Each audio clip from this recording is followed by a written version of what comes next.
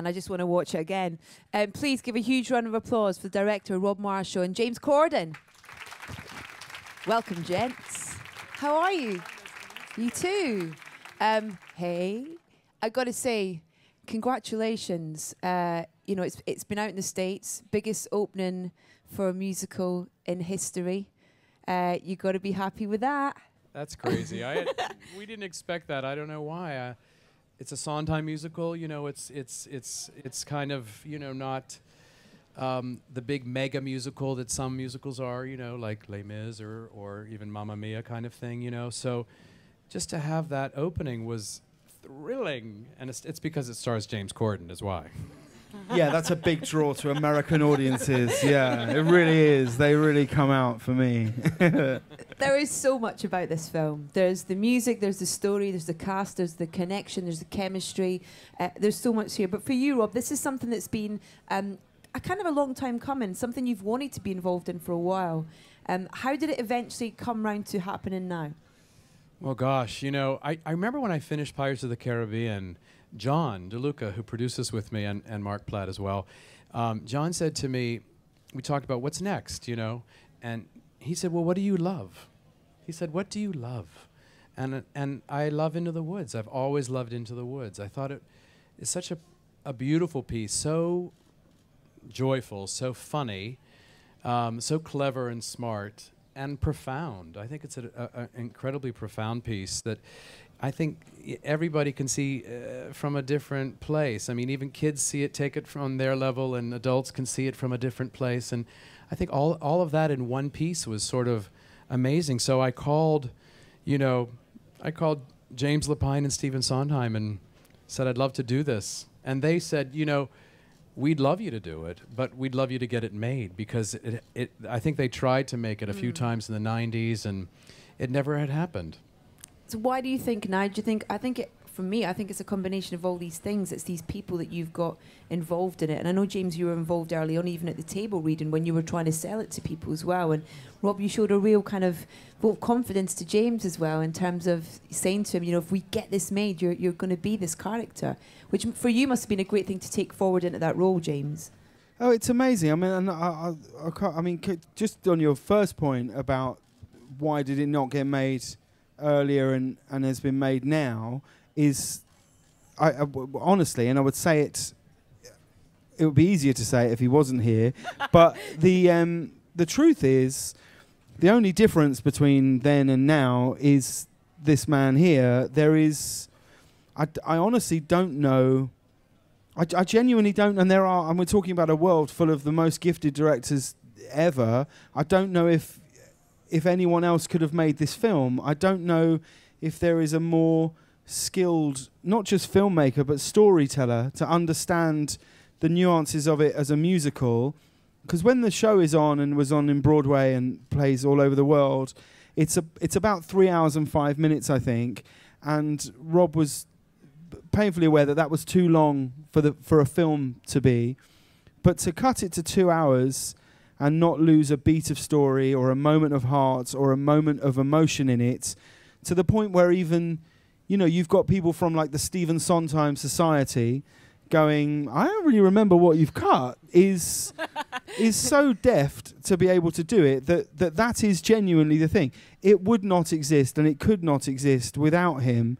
It's as simple as that. The cast, there are other actors could do it, you know, just as well. There are other DOPs, there are all of those things, but without the vision of a filmmaker who understands musicals and understands audiences and understands that 3 hours is too long and that these are the cuts that are needed, it just wouldn't exist.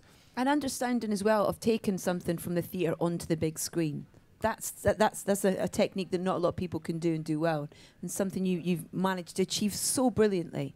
Well, James, that's so unbelievably generous and kind. And let me just say, not to completely trade compliments, but let me just say one thing. I don't think this could have been made with anyone else playing the baker, because the range of what James shows in this film is extraordinary, and I don't know anyone else who can do that, and that's why I knew that James was going to play this role. Justin Bieber. If he gained a little weight, Not in a waistcoat. Perfect. He'd Justin be Bieber perfect. doesn't do waistcoats. He'd be That would perfect. never He'd be happen. Let me just say the truth. The truth. See, I loved having him with me every day. Can you imagine what a joy that was for me? But I mean, if just look at the performance and see the range and the skill. I mean, of course, the humor and of course the physical humor, which we know, but to see the depth of emotion and the vulnerability and the strength that he gains in this piece and the arc of his character and the magnificent singing voice, to see him play that and play the everyman and let us take the journey with him is really hard. And James does it brilliantly, and I am so lucky to have him in as the center of this film. Shall we see a couple of clips then to prove that? Yeah. Yes, let's do it. The first clip we're going to see is, well, it's a really nice little insight into the brilliant chemistry between you and Emily Blunt on screen as well. And then we have someone else who arrives mid-scene as well. Have a look at this.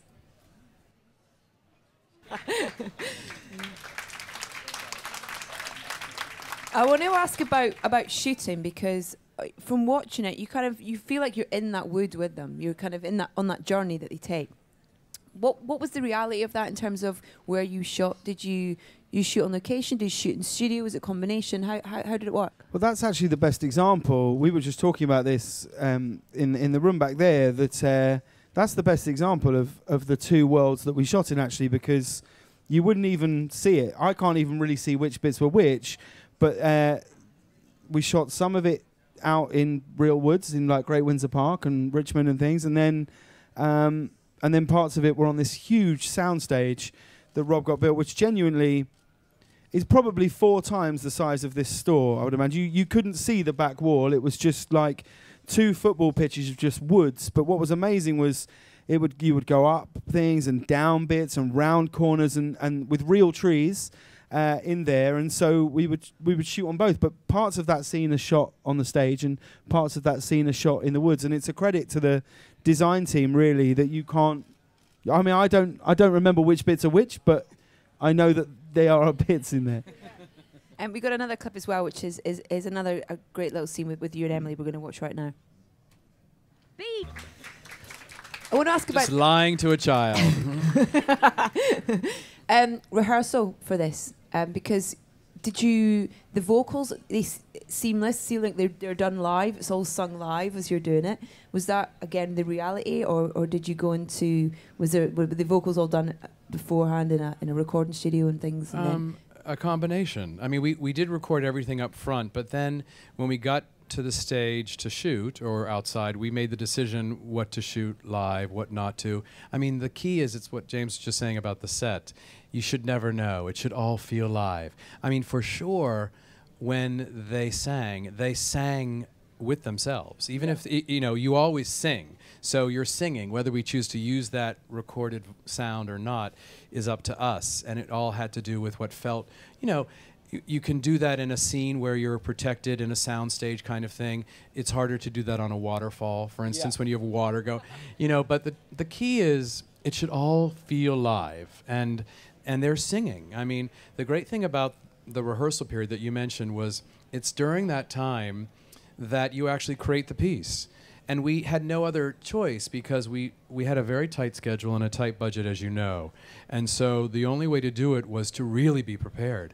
And when we would show up on the day, we knew what we were doing. It wasn't like, well, what are we going to do today? And let's start thinking about staging it. And everybody was so there, so you're already at that level. So then there was a freedom to the work, to watch James and Meryl, for instance, and Emily in that scene. There was a freedom to that work because we'd already explored it, so that it could go to the next level on film. we don't have a clip of it, but there's a great scene that involves you and Emily as well, where you roll down a little hill. Yeah. And I was lucky enough to speak to these two about the film prior to this. One of the things that I loved about the film was, I guess people would see them as imperfections, but for me it's just, it's reactions and it's honesty and it's things, whether it be Emily laughing in the middle of a song, in between, you know, her singing a line, or the two of you laughing as you tumble down this hill and stuff. And that just makes the journey more real as you're in it with the people watching, sort of thing. Did you kind of encourage that? And I guess those are things that you discover along the way as well as you're filming. Oh, what a beautiful thing to say. I mean, for me, that's the magic. You wait for those kinds of things to happen. You wait for those those moments that are impromptu that happen. Listen, the end of that, you're talking about a number called It Takes Two that James and Emily do so beautifully. And at the end of it, they slide down a hill together and kiss. And that's the choreography, and that's what we rehearsed, and that's what we shot. But on this particular take that you see in the film, they fall and kind of slide and fall on top of each other and are laughing. And use that and then go into the kiss. And it's so in the moment. And that's what you're looking for. I mean, I don't like perfect films. I like imperfection. I like that, you know, that you hear laughing when you're singing. You feel character. I mean, that's the joy of it. It's also the joy of Stephen Sondheim, because the greatest thing about all of his work, and I think particularly in this, there is...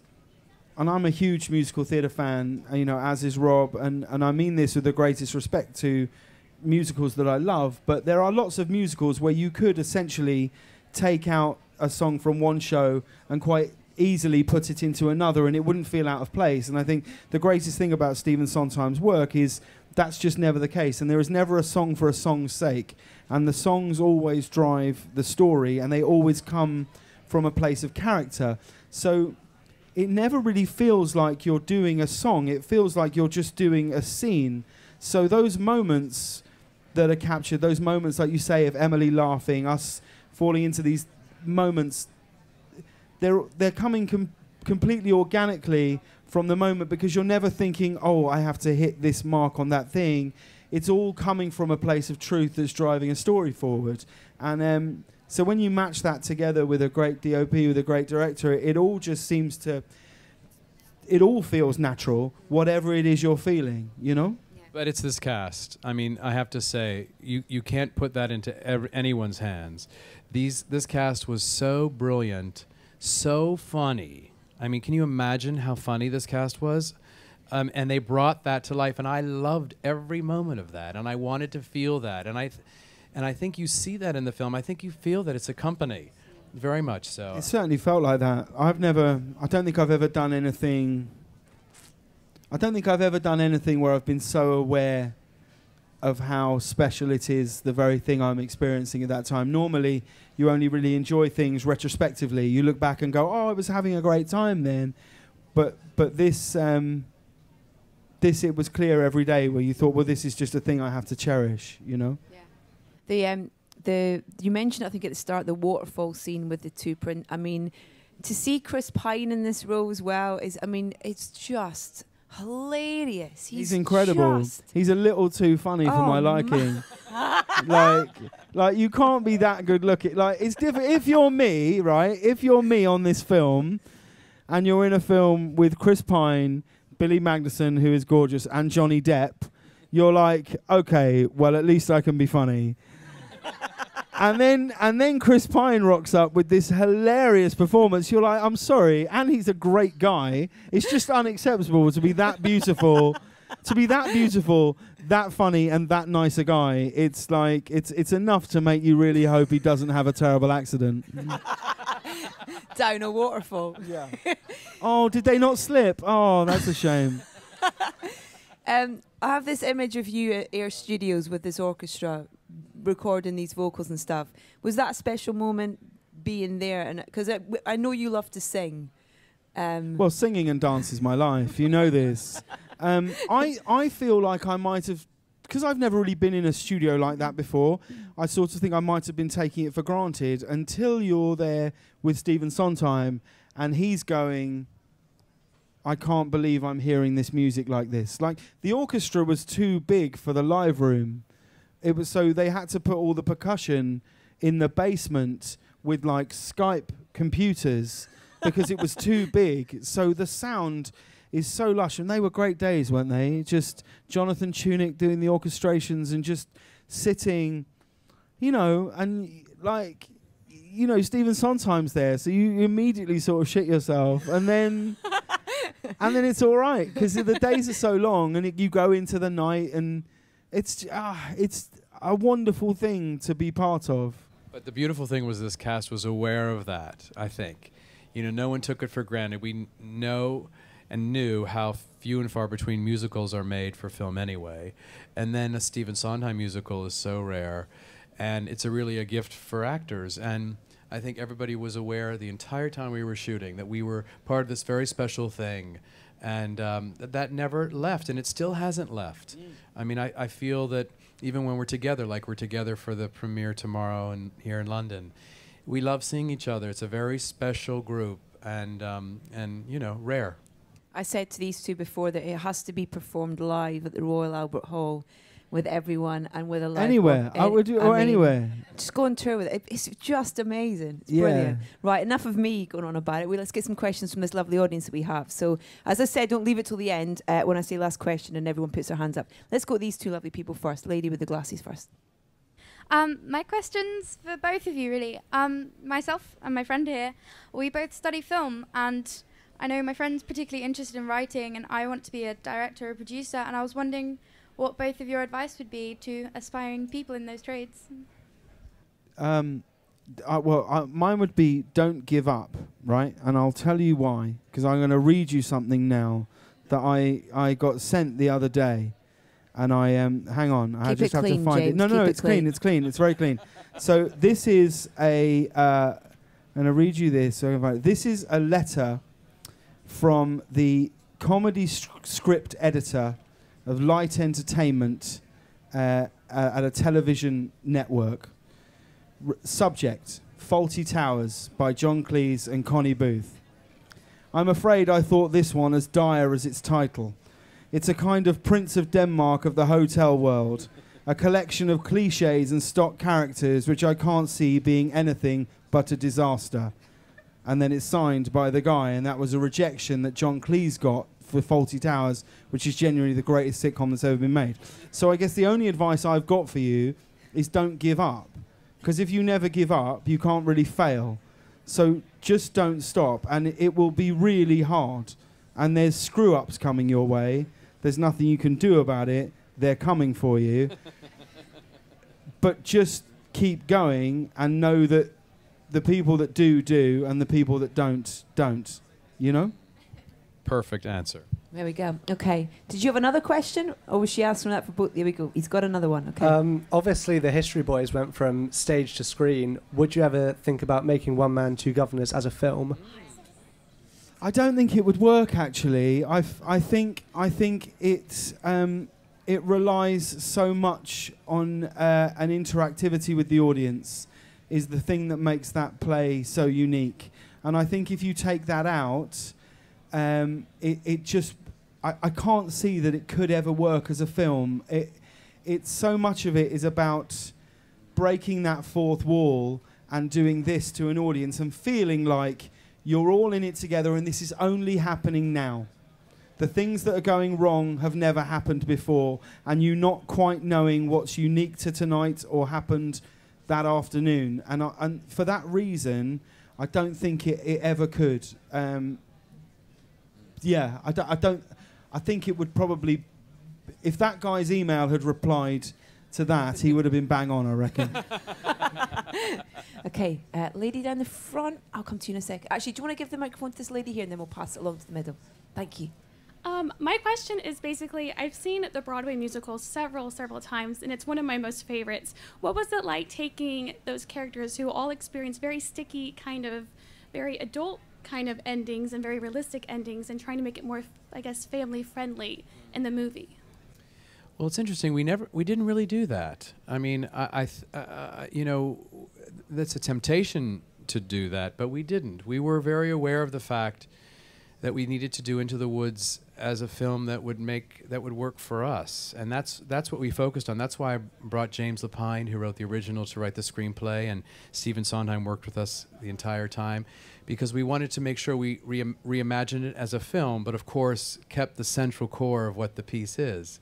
And very important. I mean, I think the biggest change, I would say, a few of the biggest changes were casting real children as Little Red and Jack, and I think that was important. I think it's important because I believe the piece is about parents and children, and so to have a 35-year-old Little Red Riding Hood would not have really worked.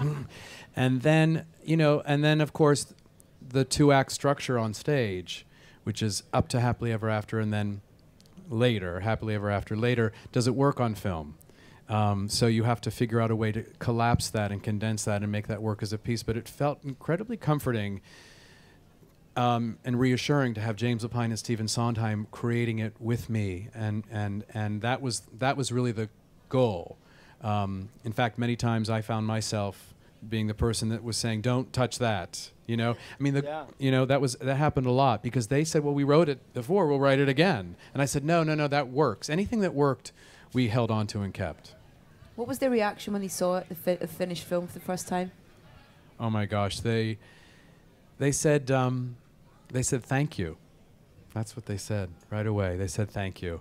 I think because they were, it takes a lot to be able to see something new, but because they were part of the process as well, I think they were just thrilled that it was working as a movie, as opposed to, because sometimes stage productions don't work on film, but the key element is to reimagine them. I mean, you hold on to what works, but the stage piece will live forever. But you have to. I think you do the stage play a disservice if you don't reimagine it as a film. Yeah. Because it's a different medium. Okay, can you pass the microphone along to the lady here? Thank you. She's excited to ask a question. I can tell. Thank you. I just wanted the microphone. I actually have a question for each of you, if that's all right. Of course it is. Mr. Marshall, I was wondering what level of involvement you like to have in the casting process, and if there's something specific you look for in an actor. And Mr. Corden, they've kind of covered other aspects of film, but I'm a young actor, so I was wondering what advice you have for kind of climbing up the ladder of success and how you've gotten to such a successful time in your career. I mean, I don't know. It's as much a mystery to me as it is to any of you. I mean, I guess I never really envisaged a path down any other road than the one I've gone down. However many bumps you might hit along the way, I used to have this thing. I don't know if you grew up in America, right? Where you would have like careers advice meetings with someone at your school, and I would say, well, I'm going to be an actor, and they'd go, well, you need to find something to fall back on, and I'd go, well, no, because that would have an element of doubt, really, and that's it, really. I mean, and I sort of hit a block in my career where I was not. When I was in the History Boys, actually, I would come into work. It was the hottest play in London, and I'd come into work, and all the boys would have endless film scripts under their arm, like Dominic Cooper, so beautiful, would have just like, oh, I don't know whether to do this or that, and I would get like the scene. I would get the 2 pages of the script to play the guy who drops off a TV to Hugh Grant in a movie, or is like the news agent in something. And I always thought that I would perhaps get a chance. It felt like an industry was saying, "Oh no, we think you're good, but every now and then you'll play like a bubbly barrister in Judge John Deed, And so I sort of thought, well, if those things aren't going to come, I'm just going to have to write a TV show for myself. And me and Ruth Jones, who was feeling quite in a similar place to me, so we just wrote a show that just happened to click into this thing, which no one could. It became something so much greater than anyone could have ever thought it would, and then it's sustaining it. It's sustaining it is the thing. But I mean, my only advice would be, like, acting's the reward. That's it. Acting is the reward. It's not money. It's not fame. It's not any of the trappings that look like they come with it. It's just the actual doing of it. If you can act and perform and eat and have a roof over your head, then you are already in the luckiest 2% of the planet. Like, acting's the thing. Don't ever think past that. Don't think, oh, but I want to be a huge movie star. I wanted to think, are you acting? Are you getting to do it? Because so many people dream of it and still don't every day. And that's it, I think. That's so true. Rob, sir, would you And just the quick casting question, just real quick. I just want to say that yes, of course, I'm involved in every single. It's so important. I mean, it's the film. There's nothing he's not involved in. I'm surprised he didn't grind the lenses for the film himself. But I mean, the great joy for me, and this is my hope always is that I don't actually have to do any work when it comes to casting, because the person that comes in claims the role and says, "This is mine." That's what happened with James. James says, "This is my role." Emily Blunt, Chris Pine, all these people said. Anna Kendrick said, "This is my role," and brought it to a place I never imagined it could be. There was not even a question that anybody else would play this role but James Corden. How did you manage to convince Meryl, though, to step out of the no witch rule? That's what I want to know. Because that was the thing she had. She was I didn't know she had that rule when I asked her to do this. That would have been harder. She said yes so quickly. She said yes so quickly. I think she was thrilled to do a Stephen Sondheim musical. That was something she wanted to do. And when you see that combination of that amazing talent with this extraordinary material, it's like nothing else. I mean, it's sort of extraordinary to watch. Okay, next question. Can you pass the microphone back to that gentleman there? This is for James. Would you be able to sing us a quick verse from one of the songs in the movie? Don't feel pressurized, James. What do I say? I say, wait a minute, magic beans for a cow so old that you had to tell a lie to sell it, which you told were they worthless. Beans were they oversold. Oh, and tell us who persuaded you to steal that gold. Yes, it's your fault. Wow! Yeah! Okay, next question. We haven't got much time. Anyone else with questions over there? Oh, we have two over here. Can we get the microphone quickly back over here? You just don't ever forget it, though, do you? It's the weirdest thing. It takes a lifetime to learn. I'll know that when I'm dead. like 10 minutes before I die, I'll be able to recite that. It's because he writes like no other. There's the melodies. It's hard to learn, and once it's in, it never goes. Okay, sir, what's your question? Hi. James, you mentioned at the beginning where you were saying that all of the songs are necessary for the driving of the narrative. And my question is really looking at the translation into cinema, how those songs play a special role when the whole film is on a magical terrain. So normally you could kind of say that the song in a cinematic musical allows the characters to resolve the problem that couldn't be resolved in dialogue. But if you've got the whole terrain as magical realism almost, how do you make those songs special? Well, I think that's where Stephen Sondheim and James Lapine are so smart. Is that yes, it is all set in a magical terrain, and yet at the heart of it are the most ordinary couple you could ever find, if you like, who become extraordinary through the journey they go on. So it's always rooted in a place of absolute realism, you know. Essentially, mine and Emily's character are just representing the audience. We are their representatives in these woods. So as soon as you can put a sense of normality in it, I think it becomes a lot easier to tell a musical tale. Frozen is a good example of that, actually, where there's this very, very magical presence who has this thing bestowed on her where she can turn things to ice or whatever, but her sister is very, very ordinary, going, "Do you want to build a snowman?" So, and it's those eyes and ears that allow you to take those curves, I think. Do you think, Rob? 100%. I think that's exactly what it is. I mean, the truth is, these could be played as two-dimensional characters because they don't even have names. The baker and his wife, you know, that's it. And the prince and blah, blah, blah. But the truth is, the only way to play this, I felt, and it's something that we worked very hard on, was to make sure that they were played like real people, because you're asked to follow their stories and care about them, especially as it gets darker and it goes towards the end of the piece. You're asked to really root for them and feel for them and care for them.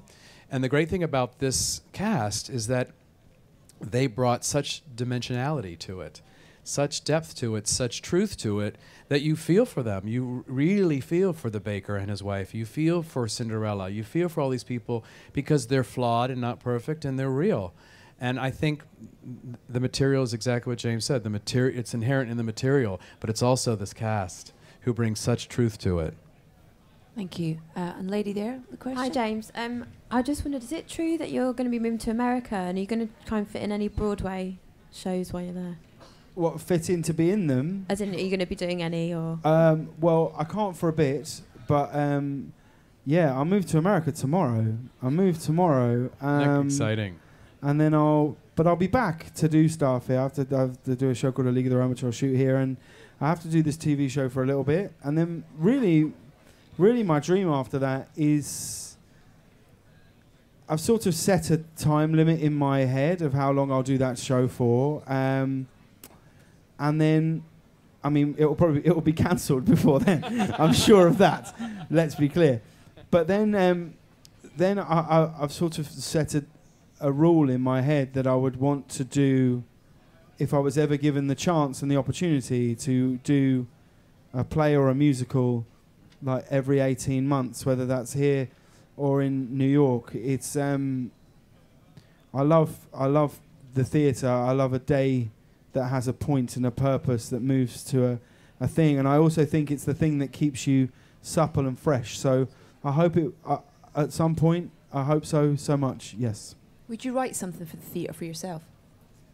I'm not for myself. I don't think I could write I've been trying to write a play for about 3 years. It's stuck in a permanent brick wall at the moment. But if I can get through that, just a very, very small play. But I've been trying to write it for quite a while. I just for myself really, not to be in. But we'll see if I can ever get over the hellish hurdle that it is. Yeah. Do you have any more questions from our audience? 2 over there, and I think that's... Is there another one? That's 2 there, and then, yeah, there we go. James, congrats on the OBE. I just wondered... Oh, yeah, oh my gosh, how thrilling, someone change the poster! What was your initial reaction when you got the news? Did you get news earlier before it was announced? Or? Yeah, you get a letter about, I don't know, like a month ago. You get a letter saying, you've been put forward for this. If you were to be given it, would you accept it? And your first thought is that there are so many people who are far more deserving of this than I. That's just a fact. But, and then it says you shouldn't tell anyone, but I opened it with my wife, so I couldn't, I think that's all right, isn't it? And I talked about it with her, and I sort of thought, well, I'm from Holmer Green Upper School in High Wycombe, and I have 2 GCSEs above C, and I have 1 U, so European Studies. So pointless. And so and then you think, well, you can't help but think about what this will mean to my parents, who have sacrificed so much growing up for me to be able to be sat here now with a director like this, of driving me to singing lessons, drama lessons, all of these things, paying money that they didn't have, that you're not aware that your parents don't have when you're that age, and what it would mean for them to be given such a thing. And then I thought, yes, I should accept this. Exciting. Yeah. But when I told my dad, he said, "You know what it stands for, right? It stands for Other Blokes' Efforts." So, and he said an MBE stands for Many Blokes' Efforts. So yeah. Amazing. And I think we got the last question from this lady here. So apart from the Broadway musical, where did you get your inspiration to play the baker? And also, likewise, with the directing, where did you get your inspiration from to make the film? James, do you want to go first? I mean, it's all there on the page, is the truth. It's there on the page who he is. I think I was very pleased. A lot of his sense of the core in the film is about fatherhood. His lack of a father in his life and his impending fatherhood in the film, and whether he is capable of this task ahead. And I very much related to that, and I was pleased that I was a father at the moment that we shot the film, because you can't really explain the indifference you have towards children until you've sort of had one, or your friend's indifference. It's like, oh, well done, you've had a baby, and you don't like. And like it's you know, there is a change that happens. So I was very relieved to have had that, and you know, I hate to keep coming back to it, but you're just steered by your director. Like that's it. You're steered by to have a director who knows it so intrinsically, who says to you, I feel like it should be more here, perhaps, and you find it together, really. He's in a team with every single member of the cast individually. He has a relationship with every single person, and that's all you're listening to, really, is that. I mean, I was, I guess, inspired mostly by the filmmakers that have inspired me over the years. And in terms of musicals, it's Vincent Minnelli and Stanley Donen and George Cukor and Bob Fosse and Robert Wise, and those are the directors that I studied, learned from, loved watching, and you know, I believe in the musical as a film musical as a genre. You know, I know when I did the film Chicago years ago, I was told many times this genre is dead, and no one wants to come see it, and no one cares about it anymore, and all they really want to see is animated musicals, and I never believed it. Because I grew up with those great musicals, and I love them, and felt that it's not about the genre itself, it's about the execution and the care and you know, and how you do it, and I hope that was the case, and so I was lucky enough with Chicago to sort of open the door a little for musicals, and I think it's helped over the years, and certainly helped us make this film. Have you got a favourite musical apart from Into the Woods? Stage. Or film? No, favourite film musical. Well, my favourite film musical is Chicago. Genuinely, I remember watching it. I don't think there's a film musical I've seen more, and I remember how I felt when I watched it, because it had been so long since I'd seen. In fact, I'd never seen a musical in the cinema.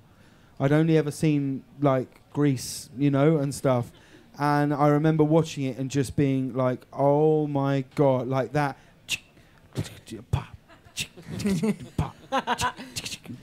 You know, Cicero. I really remember it. So, like, I walked out of that cinema just feeling like the most empowered woman I've ever felt like.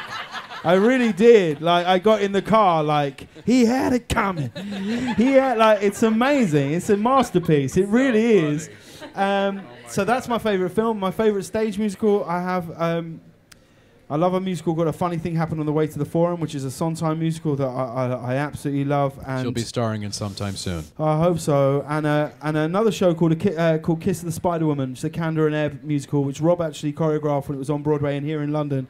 And I don't know why I remember it so vividly, but when I saw it in the West End, I had like a phenomenal reaction to it. And it's got some beautiful songs in it, is the truth. Yeah. You guys can see this film for the 9th of this month, 9th of January. Hang on, what's your favourite stage musical? Rob, sorry. Yeah. Oh, goodness. Let me think. I guess my favourite film musical is, like everyone else's, I believe, is Singing in the Rain, because I think it's perfect. Yeah. It's perfect. And it was created for film, which I think is interesting. You know, some of the great ones like Bandwagon and Gigi and even Meet Me in St. Louis or Easter Parade, those were all created for film, which I think is... What was West Side Story? Was that created for film? That was a play for a musical on stage first, and then became became a film. And I guess on stage, it could be West Side Story or Gypsy, I think, maybe for me. I think those are sort of masterpieces. Congratulations so far. And I think with this as well, this film, it just feels like I don't know, there's a whole new generation of people who are going to fall in love with musical theatre through film as well, through this, you know, and you say that people telling you that no one's going to watch this before, when you were talking about Chicago and stuff like that. This has almost just reopened that door, I think, for people. It's absolutely incredible. Congratulations, and you guys can see it from the 9th of January. Please, huge round of applause for James. Thank you very much. Thank you, you're wonderful.